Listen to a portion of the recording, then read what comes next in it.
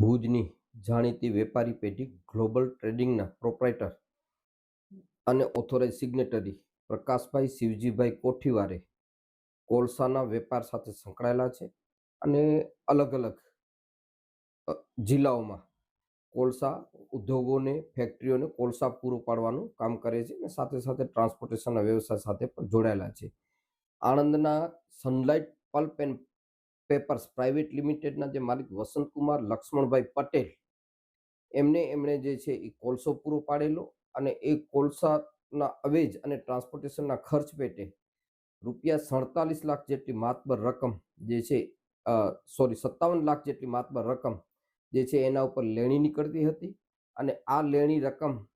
પેટે અલગ અલગ કુલ 7 ચેકો જે છે એ આ સનલાઇટ પલ્પ પ્રાઇવેટ લિમિટેડ દ્વારા આ ગ્લોબલ ટ્રેડિંગના ઓથોરાઇઝ સિગ્નેટરી જે છે એ પ્રકાશભાઈ કોઠીવારને આપવામાં આવેલા. હવે આ ચેક જે છે એ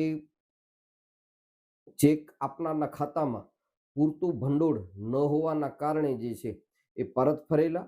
જે બાબતે નોટિસ વ્યવહાર થયેલો અને ત્યારબાદ ફરિયાદ દાખલ થયેલી. ફરિયાદ દાખલ થતાં આરોપીઓ હાજર થયેલા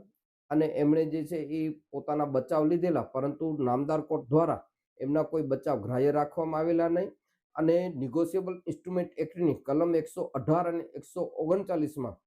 ચેક ધારકની તરફેણમાં જે અનુમાન કરવામાં આવે છે એના અનુમાન પ્રમાણે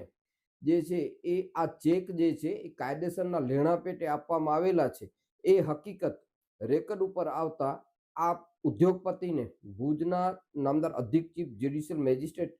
R.S. સિંઘલ સાહેબે એમને જે છે એ 1 વર્ષની કેદ અને ચેકની રકમ પેટે વળતર આપવાનો એક ધાક બેસાડતો ચુકાદો આપેલ છે અને આરોપી વિરુદ્ધ એમણે જે છે એ કલમ 70 વિરુદ્ધનો વોરંટ પણ ઇસ્યુ કરેલ છે અને અત્યારે આ જે કામ છે એ વોરંટ ઉપર ચાલી રહ્યું છે. આ કેસ જે છે જે તે વખતે ખૂબ જ ચર્ચાસ્પદ રહ્યો હતો અને સમગ્ર ટ્રાયલ જ્યારે ચાલી ત્યારે પણ આ કેસમાં જે છે ઘણી બધી ઉત્સુકતા અને કે હવે શું થશે એ પ્રમાણેની જે એક ઉત્સુકતા પણ આ કેસે ખૂબ જગાવી હતી અને આખરે જે છે એ નામદાર સર્વોચ્ચ અદાલત, નામદાર ઉચ્ચ અદાલતના વિવિધ ચુકાદાઓ ટાંકવામાં આવેલા બંને પક્ષ તરફથી અને દલીલોના અંતે જે છે એ આમાં જે છે એ અમારો વિજય થયેલો છે અને આરોપીને જે છે એ નામદાર કોર્ટ દ્વારા સજા ફરમાવવામાં આવી છે.